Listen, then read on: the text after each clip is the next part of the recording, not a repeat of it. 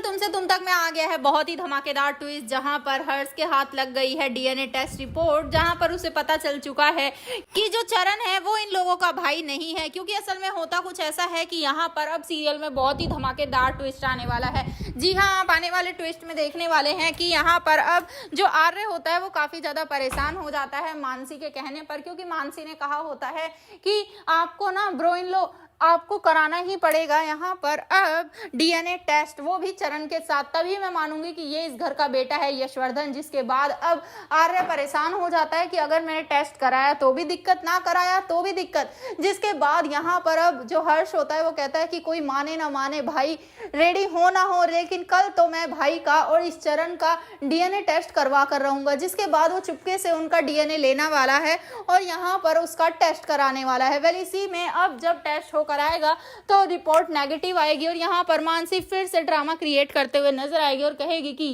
ये लड़का इस घर में नहीं रह सकता। लेकिन तभी होगा बड़ा धमाका, क्योंकि भाई अब जल्द ही सबके सामने बहुत बड़ा सच खुलने वाला है।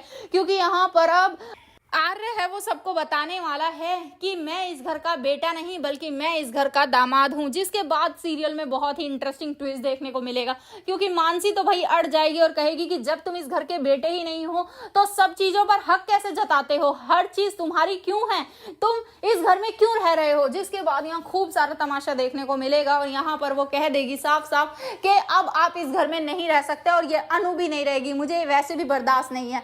तो अब सीरियल बहुत ही धमाकेदार होगा। अब देखना इंटरेस्टिंग है कि आखिर अब माँ किसका साथ देगी, क्या वो आर्य के साथ जाएंगी, अनु के साथ, या फिर घर में ही रहेंगी मानसी, हर्ष और साथ ही चरण के साथ।